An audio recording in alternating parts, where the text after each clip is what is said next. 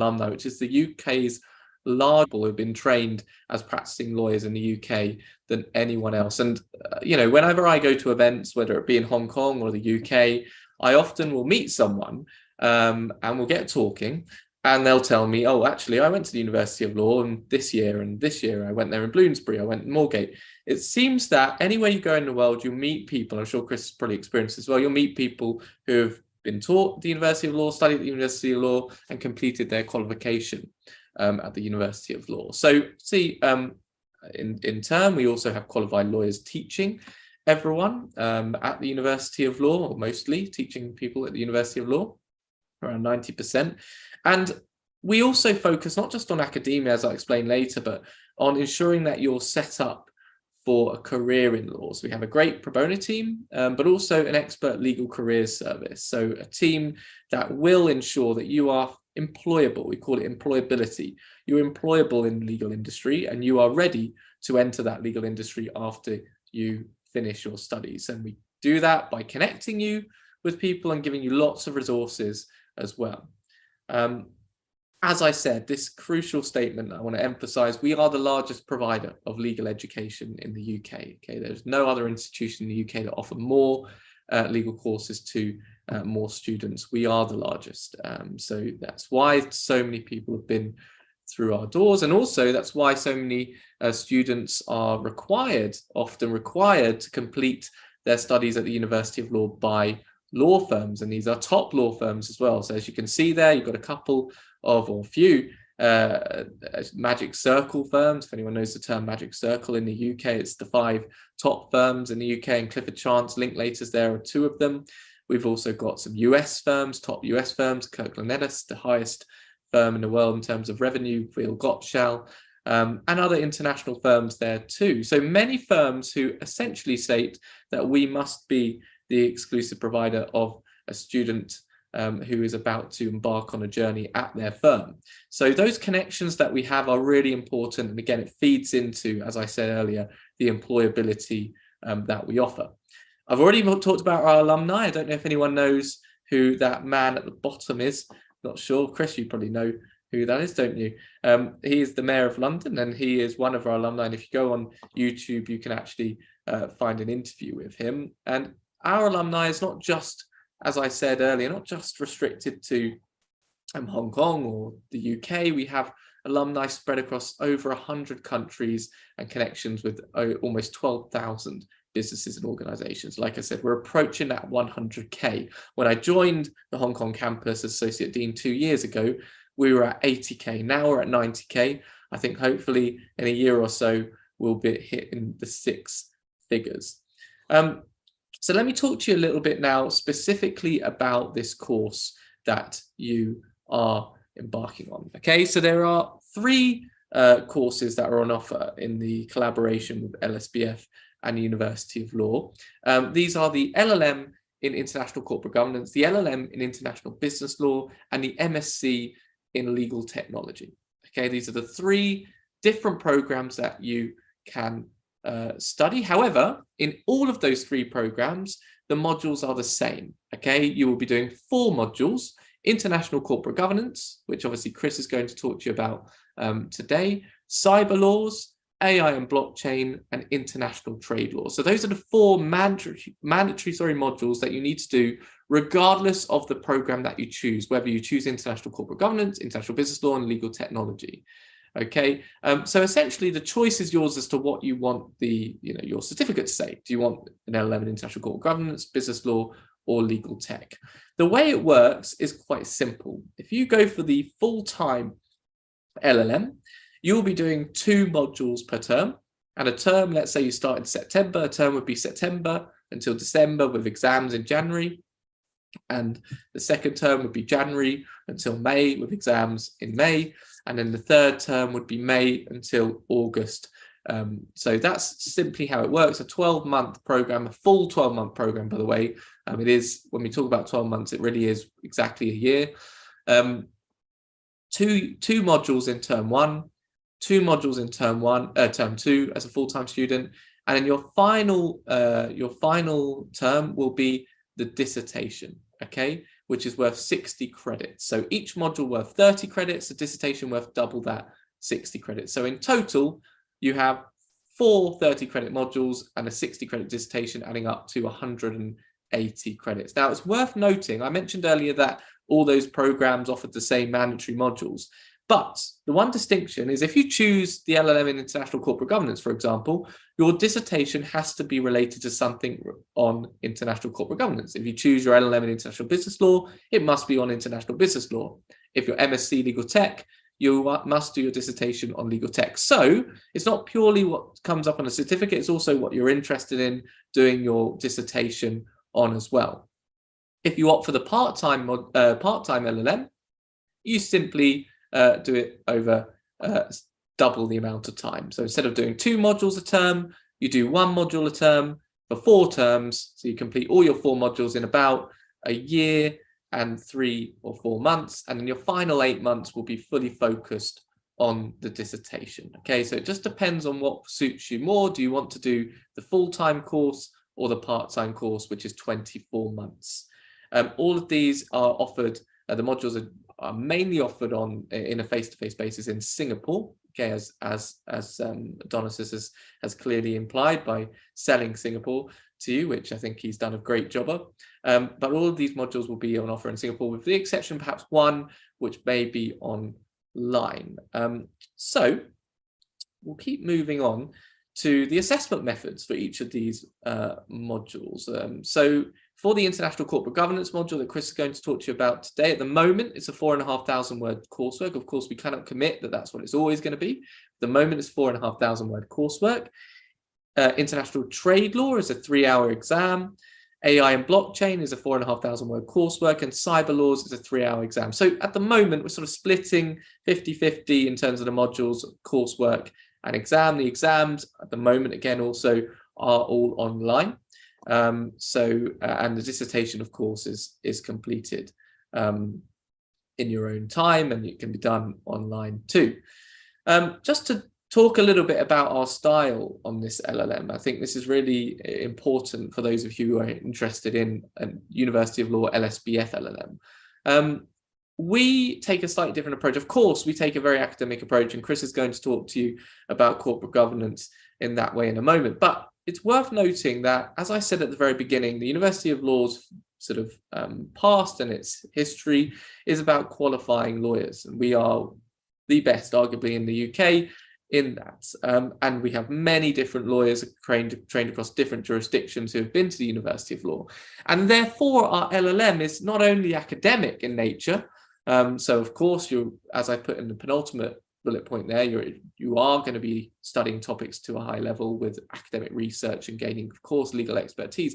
But at the same time, okay, you'll be thinking about your career aspirations, and we're going to be thinking about training you for your future jobs and roles, even during this kind of academic master's type degree. So you get that mix. You get the academic side of things that you need, but also the career outlook as well. And many of our activities on the LM are not simply essay-based, they're also extensive case analysis questions and questions on fictional client scenarios, what you'd be faced with in the real world. So this may be relevant whether you're interested in becoming a lawyer, or even if you're simply doing this out of interest, or you're in another industry, for example, you may find this helpful. All of our teaching and learning is student-centered, sorry. And that means that we give you all the chance to interact in classes. Okay, so even when it's an online class, we ensure that students are interacting. And in class as well, we do workshops which are very much interactive in nature. These are all evening classes as well, by the way. So we do ensure that even on the full-time course, your classes will take place in the evening. If I move back a slide, you'll see that in term 1 on a full-time course, you'll do 2 modules, and in term 2, you'll do 2 modules. Each module, sorry, I thought a sneeze was coming. Each module takes place with a 2-hour workshop every week. Okay, so you have 2-hour workshops per week for 10 weeks. So that's a total of 20 hours of teaching or contact time per module. Okay, so for example, if you were to do a full-time LLM in International Corporate Governance, you might do term 1 International Corporate Governance and International Trade Law, and you will do these 2-hour workshops each week for each module in the evenings, Hong Kong, Singapore time. Okay, so let's say 7 o'clock till 9 o'clock, you will have that twice a week. Just so you know, this structure that I've got here is an example. It's not guaranteed that you'll do international corporate governance first, trade law first. It does change depending on the intake. And by the way, as I mentioned earlier, we have September intakes, but we also have January intakes. So please do note that as well. You can start in January and finish the following January, or you can start in September and finish the following September. One last thing I wanted to emphasize was the dissertation. Now, I said the dissertation is your final term if you're a full-time student, or final 2 terms if you're a part-time student. Okay, we do not just leave you to do it until that point. We want to give you support right up to the during the lead up to the completion of your dissertation, or your write-up of your dissertation, your final term. So it's worth a third of your LLM, as I said, 60 out of 180 credits. But during your LLM, before that final term, or the 2 terms, if you're a part-time student, we give you support in the form of a research methods training module. We also ask you to provide a proposal to us, a research proposal, so you're able to give us an indication of what your dissertation is going to be about. And then we allocate someone who is an expert, very knowledgeable in that field, an academic from one of our campuses. And Chris is a great example of that. I'm sure, Chris, you probably supervised some dissertation perhaps on the AML before. I'm sure, yeah, I see you nodding your head. And then obviously the final term, if you're a full-time student, or the final 2 terms in part-time, the focus is more on the write-up, although, you know, if you can do the write-up before that, that is also great if you can make a start of that. But the point I'm trying to make here is the dissertation is a 1-year journey. Okay, it's not just we leave you to it in the final term. We give you the support beforehand as well. I've spoken enough because I want to give Chris half an hour at least to speak about this.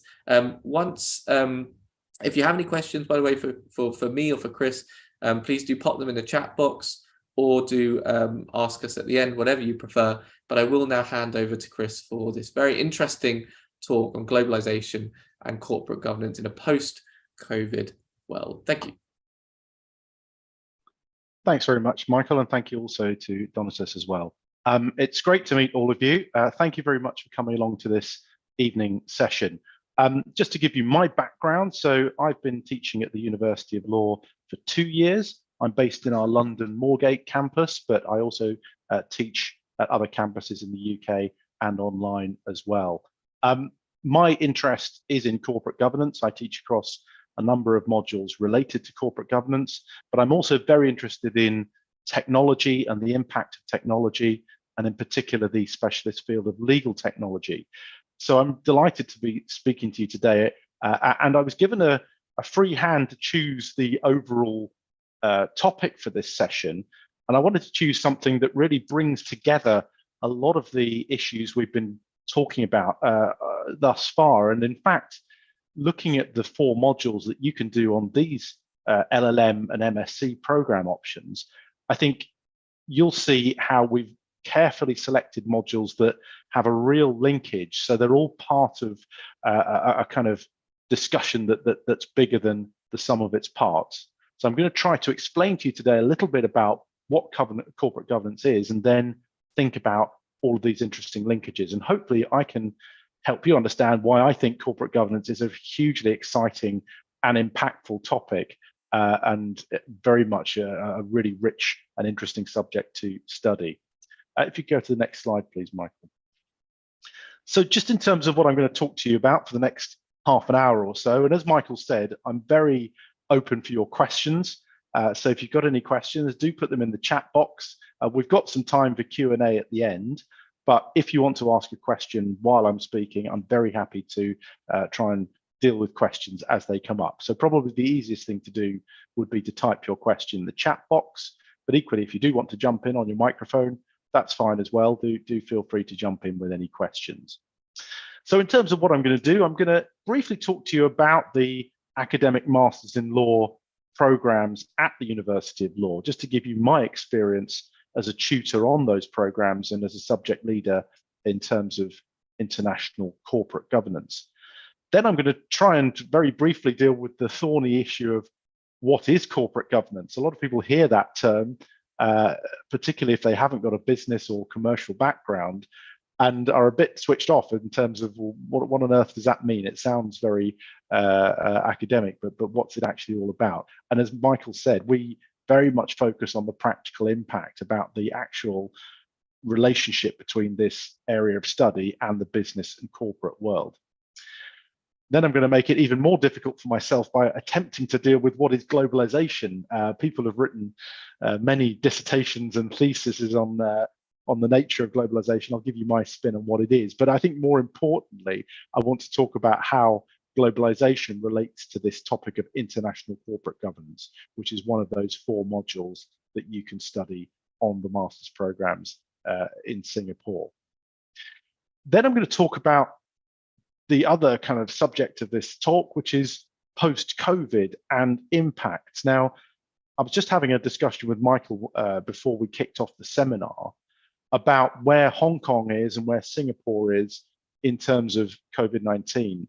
And it's clear that in terms of post-COVID, certainly Hong Kong, and I'd imagine to an extent Singapore, is still in that immediate post-COVID phase. Many of the restrictions have only just been lifted, and certainly businesses are getting used to a world outside. But what I'm interested in is not so much the kind of nuances of the medical issues or any of those things. I'm interested in how this whole experience of this massive time of global turbulence has affected the way we do business, and how that's affected the way we think about corporate governance and the interlinkages.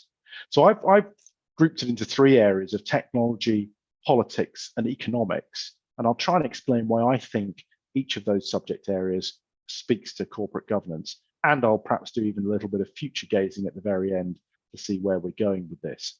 So hopefully this will help inspire you to want to study with us, and inspire and stir your interest in this particular field of international corporate governance. So if you could go to the next slide, please, Mike. Well, first of all, just to talk to you about my experience of teaching on the academic Masters in Law program. So that's what that AMIL stands for. I've been hugely impressed. I've been teaching on this program for the last year.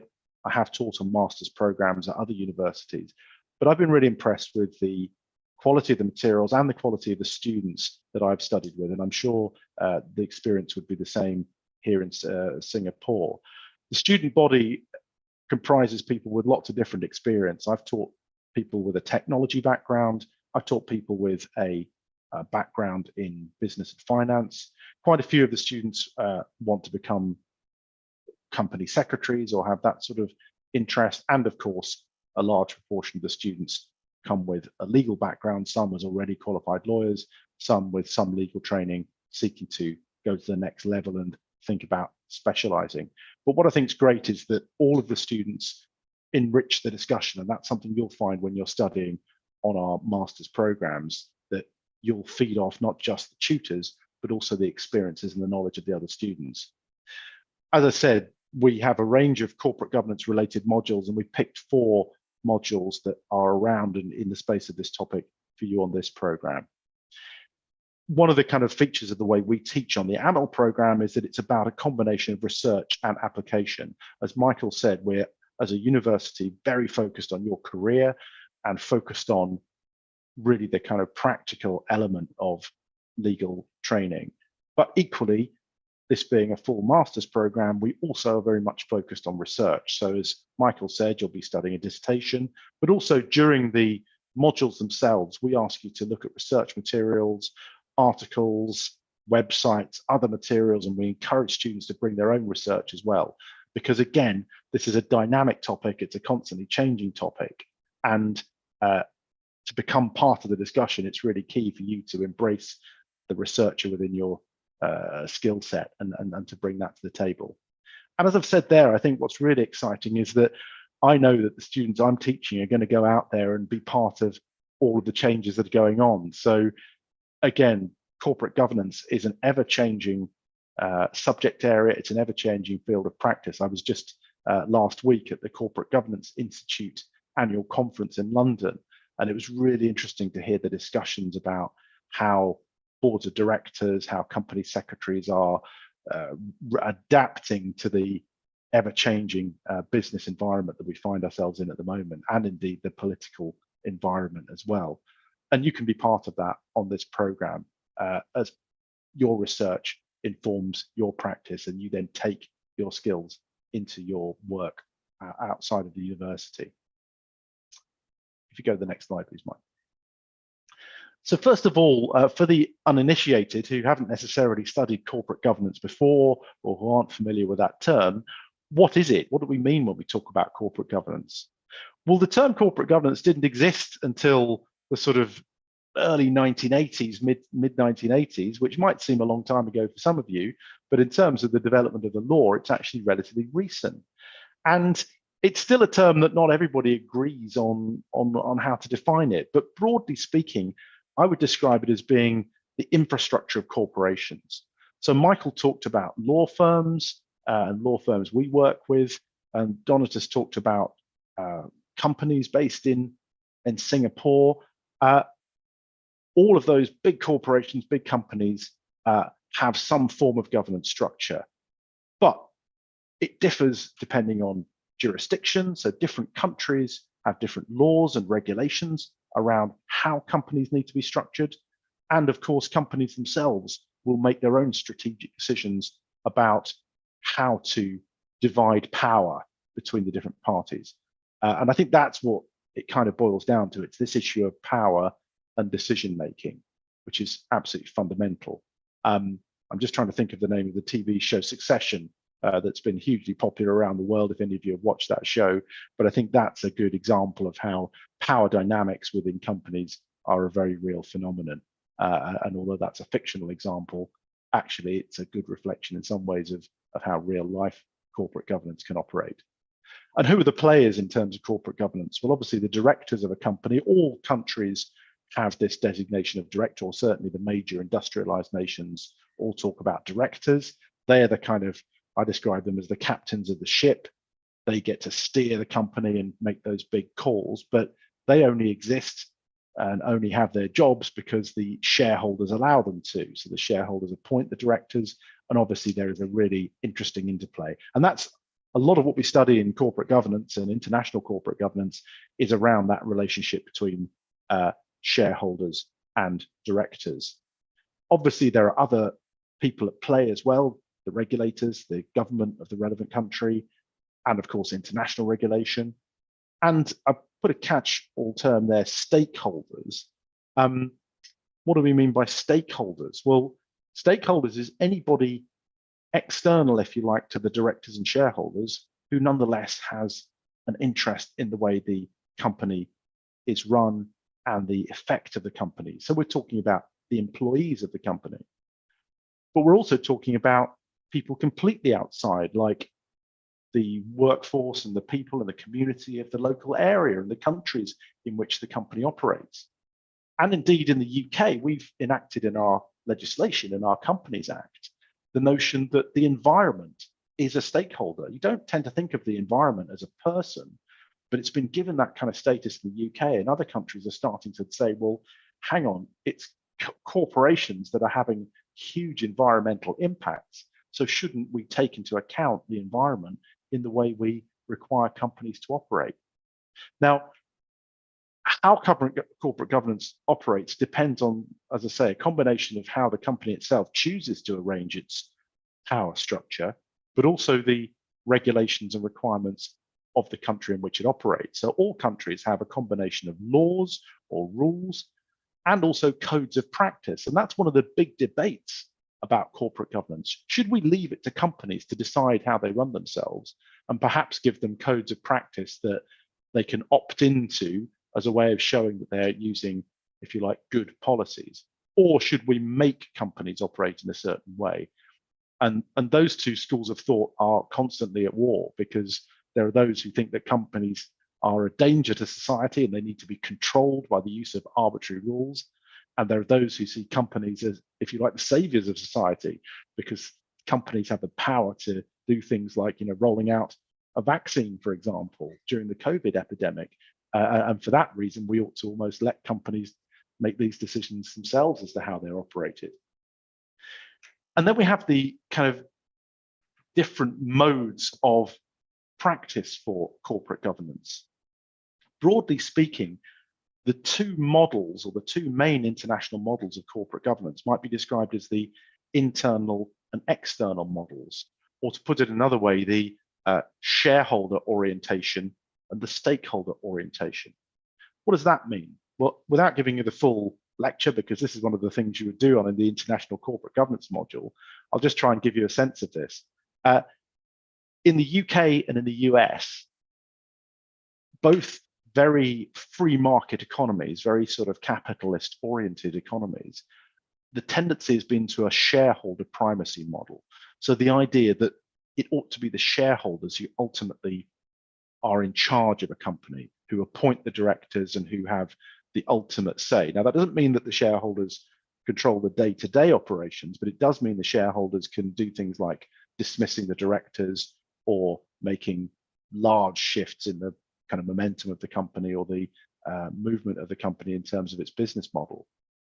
Whereas in other countries, so Germany, for example, companies tend to be, if you like, run by the banks. We didn't talk about creditors as a particular type of stakeholder, but banks and finance houses are often the things that keep companies going. So lots of companies are heavily indebted and the banks may be their big player. Other countries may have more of a state orientation. So for example, in China, it's commonplace for companies to have a section of their shareholding being held by the state, and indeed for the state to appoint directors to the board of directors.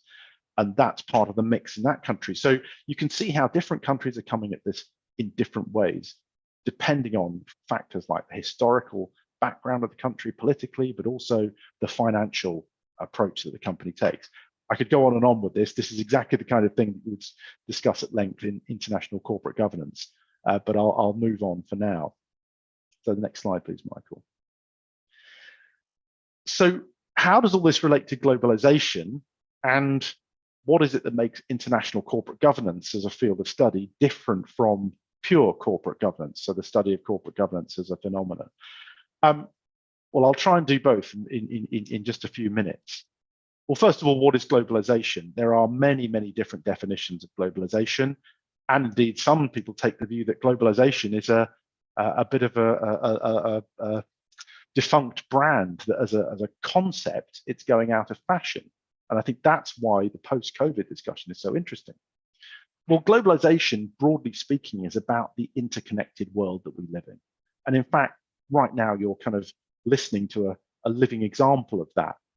The University of Law in the UK, operating out of Hong Kong, supporting and working in partnership with the London School of Business and Finance in Singapore.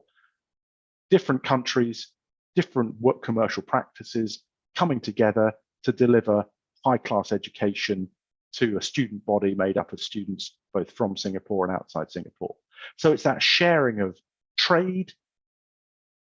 Donna's just talked about culture, but I think that's a big part of it as well, this idea that we're all part of a global culture. Companies like Netflix, I think, are a really good example of this. Netflix now operates out of lots of countries across the world and is managing as a business to deliver a kind of a new global culture as UK TV viewers watch Korean TV programs, as viewers in India watch programs and content made in Europe and in Australasia. So that's really what it's about. Now, how does this relate to international corporate governance? Well, as trade and business has become interconnected, and obviously international trade law is another module where you'll be thinking about these themes, that's led to a potential harmonization of the approach to corporate governance. So if you're a multinational company, you will want your corporate governance framework to be sufficiently connected that you can operate in the same way in every jurisdiction. But equally, you're subject to the local laws of all the different countries you operate in. So how's that going to work? Well, the legal systems of quite a few countries over the last 20 to 30 years have tended to look for best practice and adopt the approach from other countries. So for example, Japan has been heavily influenced by US corporate governance culture, and the idea of shareholder primacy has started to embed itself, whereas traditionally in Japanese corporate practice, employees as a group of stakeholders were the kind of primary concern. Now, that had been happening, but I think this is where post-COVID, or maybe it's just post, I don't know, 2020, we're seeing some shift, because this also goes with the kind of changing power structures around the world as America and the US and indeed the UK have started to lose their commercial dominance. Other countries are starting to say, well, hang on, if the commercial model of US is starting to stutter, perhaps a shareholder-oriented approach to corporate governance isn't the way ahead. And what we're seeing now is a little bit more of kind of cherry picking and countries adopting a more hybrid approach. So countries like France actually are a kind of combination approach. They're trying to give a nod to the kind of very shareholder-oriented approach of the Western world, if you like, but at the same time, a more socially minded approach based in employee welfare. There are two seminal articles that were written that we look at in the International Corporate Governance module. One is called The End of History, and the other is entitled The End of History. The End of History was a theory that kicked in the late 1990s, that the study of international corporate governance was going to come to an end because basically the whole world was going to adopt the US model. And so there wouldn't really be any discussion about different forms of corporate governance because it was all going to become shaped around the US shareholder primacy model.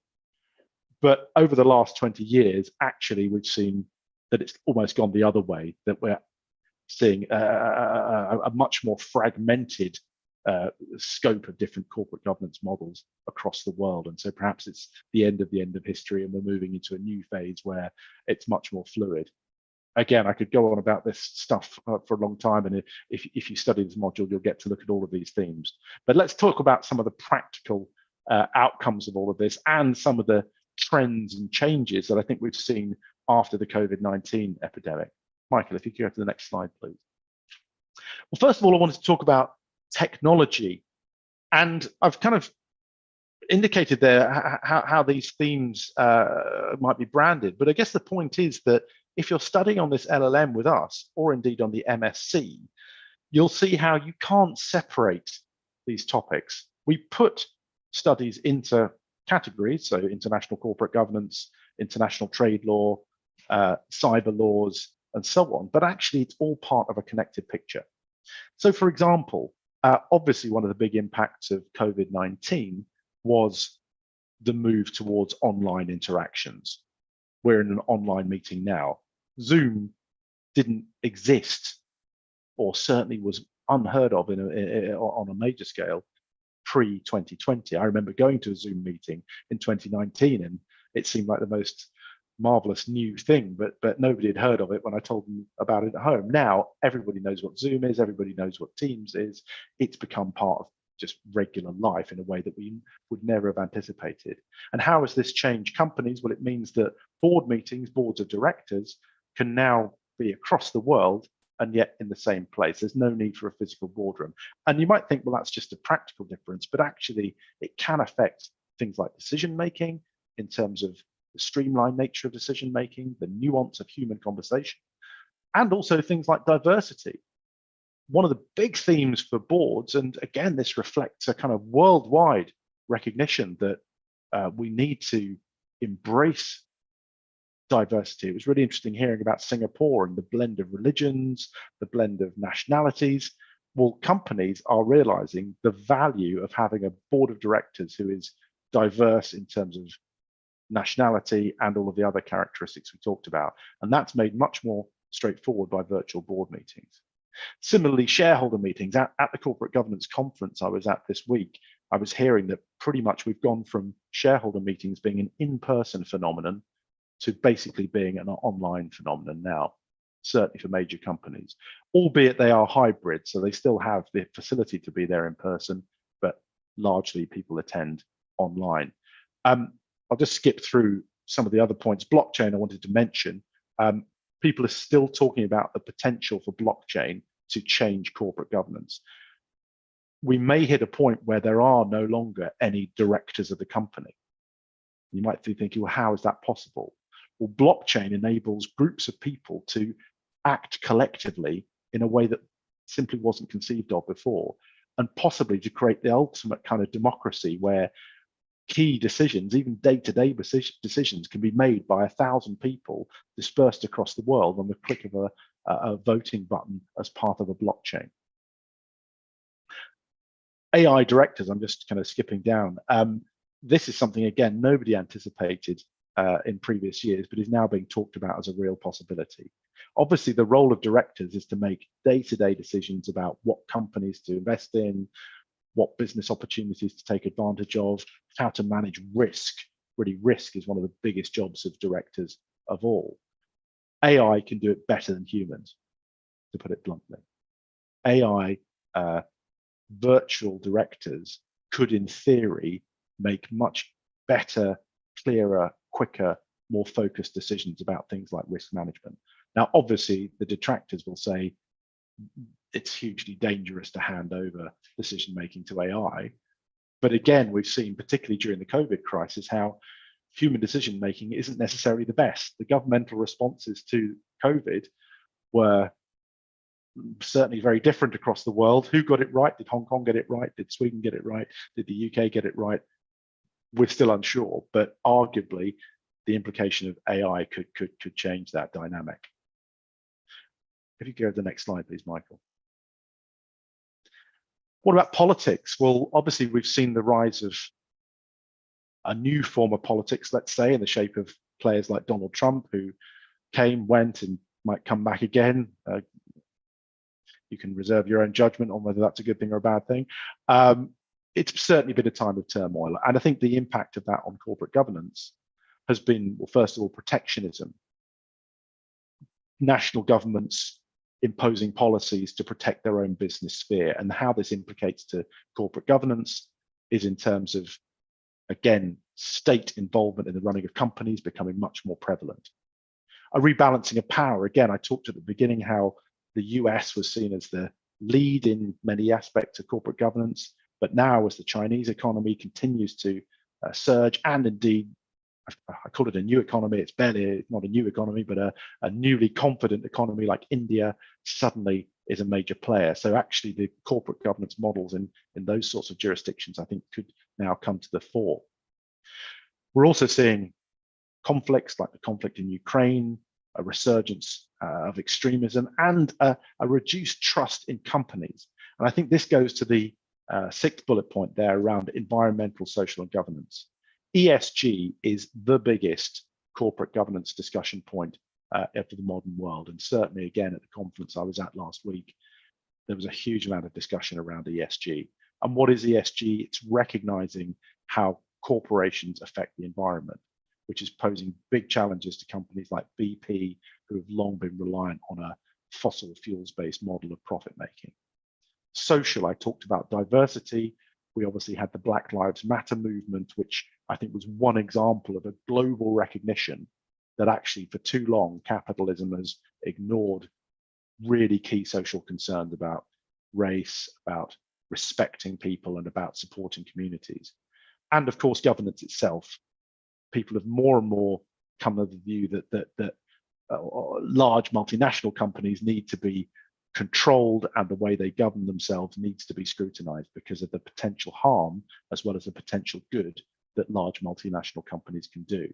And of course, post-COVID, are we seeing the end of the globalization movement to some extent as countries start to look at their own interests rather than thinking globally? Next slide, please, Michael. And then finally, economic impacts. I mean, obviously we can see, and this is where it's such a live subject to me. So right now in the UK, we're experiencing incredibly high inflation in a way that we haven't for decades. Around the world, economies are struggling to kind of find a new way of working post-COVID. So we're seeing an inflation recession cycle. We're seeing other economic impacts like the increase in home working, which is a direct result of the COVID-19 epidemic. How do companies adjust their business structure to not having workers in the office? And indeed, should that be encouraged, the work-life balance issue? Now, again, this has ripple effects across things like property and city centres. Our city is going to change fundamentally as a result of these new ways of working. And could we even be seeing the end of capitalism? Well, that's a bold claim. But I think what we are recognizing is that corporates need to recognize that they cannot simply carry on with business as usual in the modern world.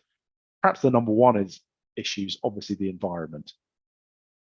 We are in a position of a tipping point climate-wise, and part of the solution is for corporates to play their part.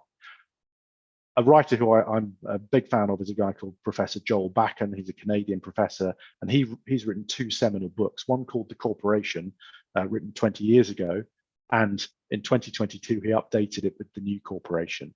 And the theme of The New Corporation is one of the buzzwords that comes up in our module, which is greenwashing.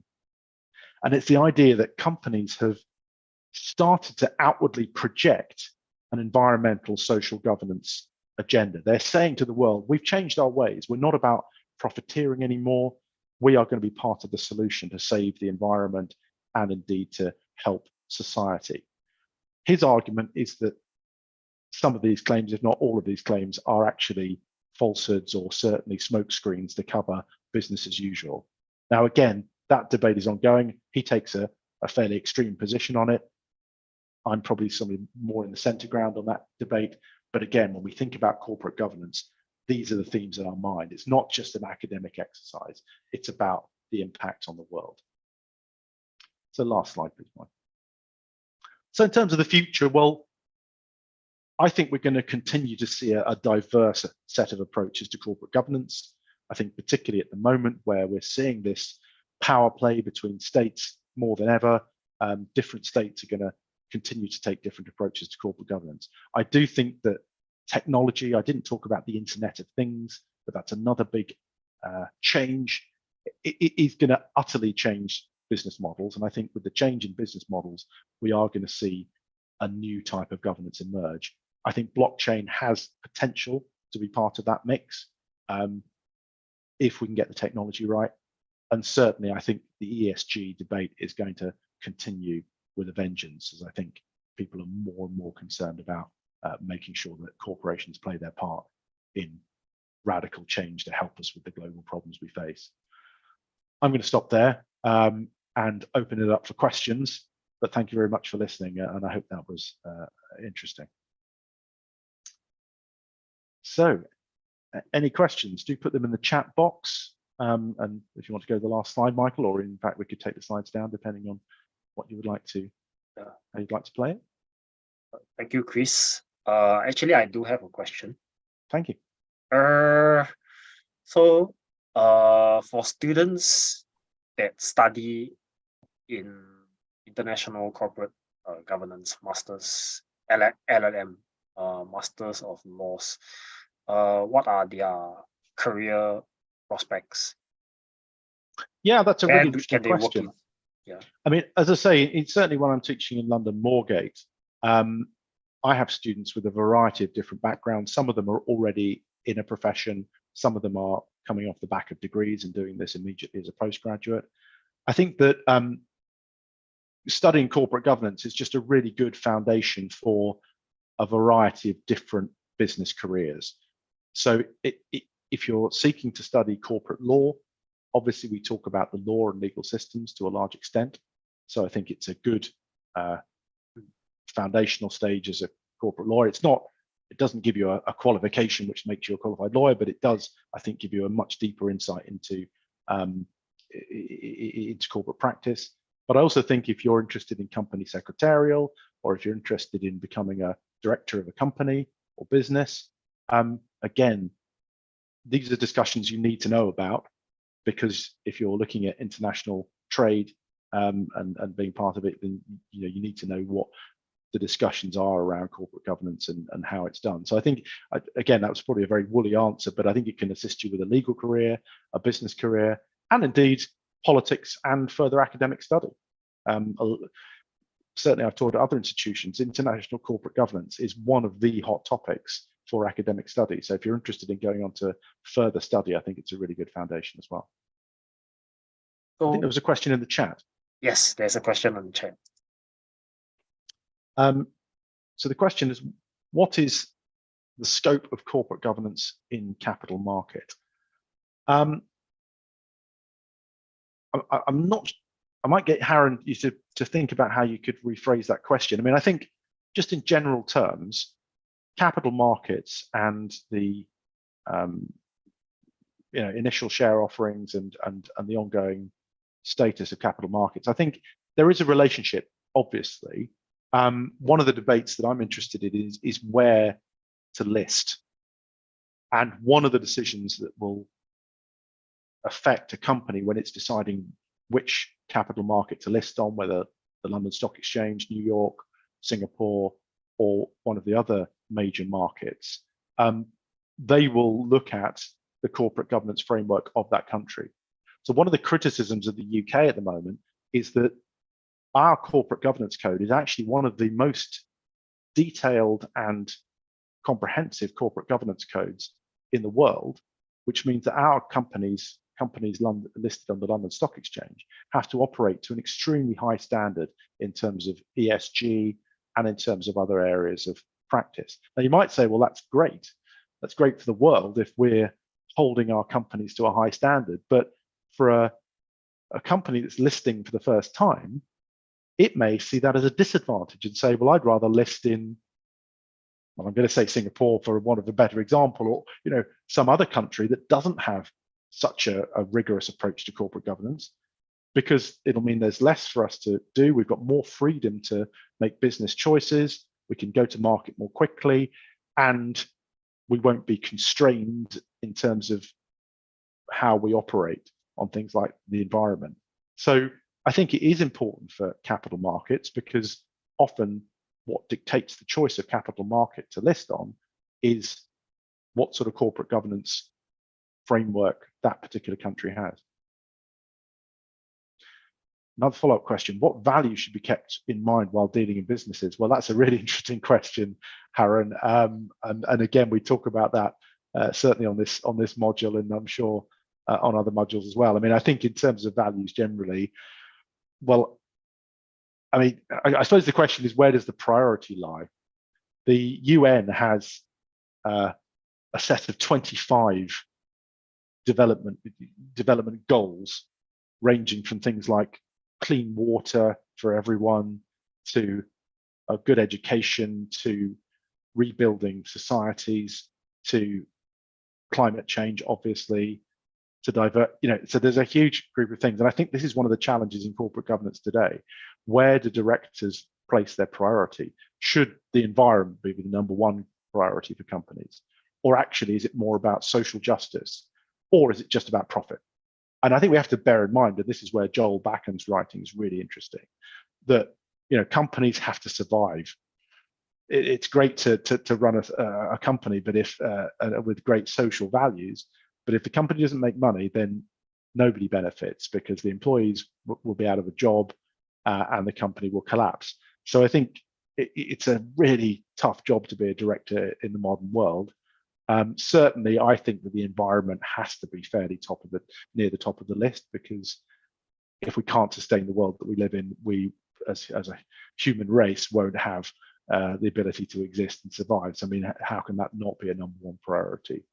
But I also think that social justice is a particular priority too.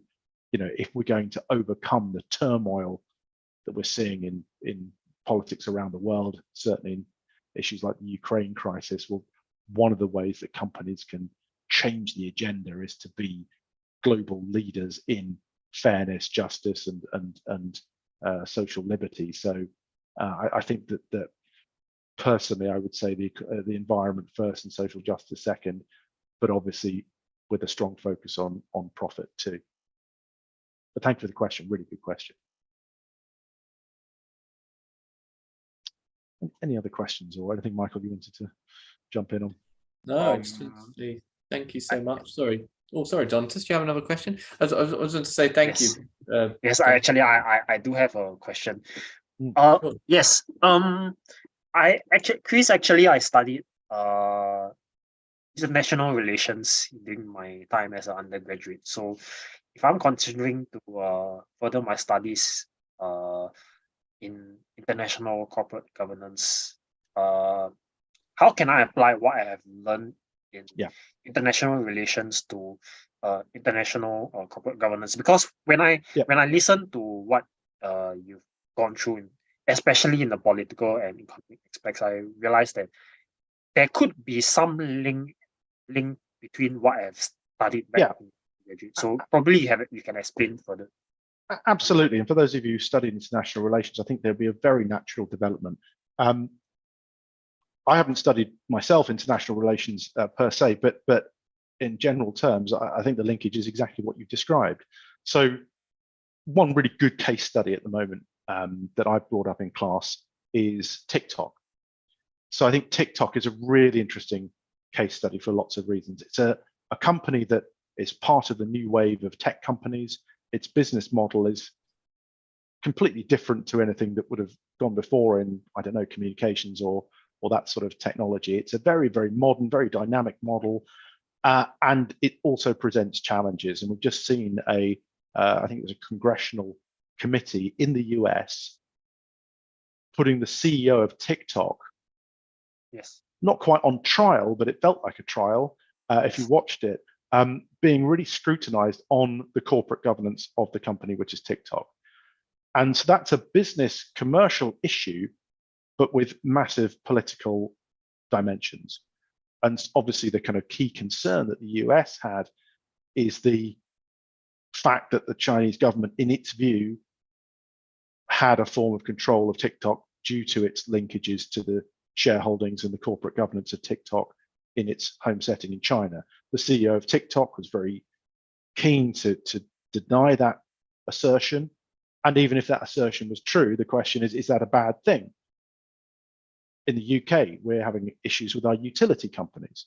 So right now, one of our major water utility companies is on the brink of insolvency. So we're looking at potentially state ownership of one of our major utilities. So I think state ownership and control isn't in and of itself a bad thing.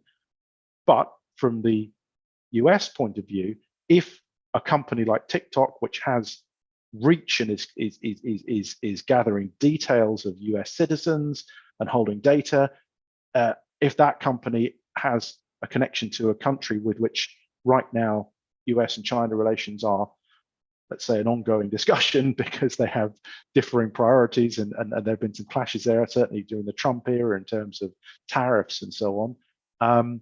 That's a really interesting debate. And then it also brings in a technological angle. So one of the key discussion points was where the data that TikTok holds on individuals is held. And that brings in something that I've taught on our other technology modules about cloud computing and cloud storage. So the CEO was very keen to say that the company is moving all US data into US data centers, into servers based in Texas. But equally, that wasn't satisfactory for the congressmen and women who argued that the fact that data has been held in China and in other jurisdictions, that was problematic. So I think that's, to me, one case study which shows you that real overlap and connection between international relations and international corporate governance, because ultimately it boils down to who owns the company, how it's controlled, and what that model is.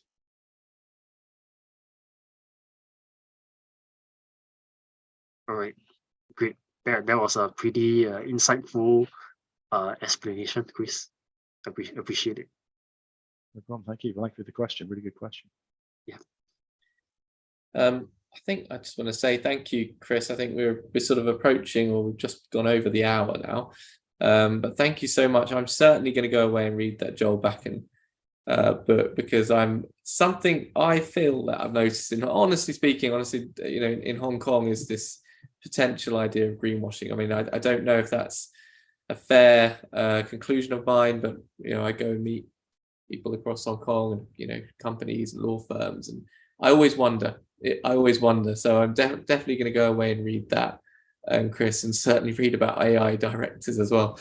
This notion of AI directors. Thank you so much. And I think your last point and your last question, Don, was really important as well, because it reminded me to just say as well, on the AML courses, as Donatus says, there are links, and as Chris explained brilliantly, there are links to other topics, other areas of a study. So you do not need a law degree to study on the AML. That's the important point to note. You can study on the LLM, this LLM and the MSc with a non-law degree. You will need to meet the entry requirements, but you do not need a law degree. And the other important point Chris said is this is not a course that leads to qualification. It is worth noting that. It's not a qualification course, but it is a course which will give you a great deal of expertise. Okay, so we're sort of at that point where we've gone up to an hour, and I think obviously there's just a few of us in the room now, but I believe that this Donatus is perhaps going to be circulated, is it? It's a recording, so it potentially will be circulated a little bit to those who have attended, or to perhaps others in your network. So if anyone does have any questions, whether it be those who are here right now or those who are listening in the recording for me or Chris, then of course please do email the relevant address at LSBF, and I'm sure that the question will get through to us. But I just want to thank Donatus for setting this up, and of course LSBF for setting this up, because it's been really important. And of course, thank you to Chris, very much to Chris in the UK, for a really interesting session on corporate governance. And I know I've certainly learned a lot from it as well. So thank you very much, Chris, and thank you, Donatus. I think, Donatus, we can end it there, unless Chris, Donatus, you have anything further to say? And if you have any questions, please direct them to LSBF. Yep. So if you have any questions with regards to the University of Law master's degree, which LSBF offers in partnership with the University of Law, please feel free to visit our website and contact our education consultants, who is more than happy to help you and to guide you through the entire process. So once again, thank you, Savas, thank you, Chris, for this very insightful time, very wonderful time. Thank you so much, and have a great day ahead. Thank you. It's been a pleasure. Thank you, everybody. Bye. Thank you. Bye now.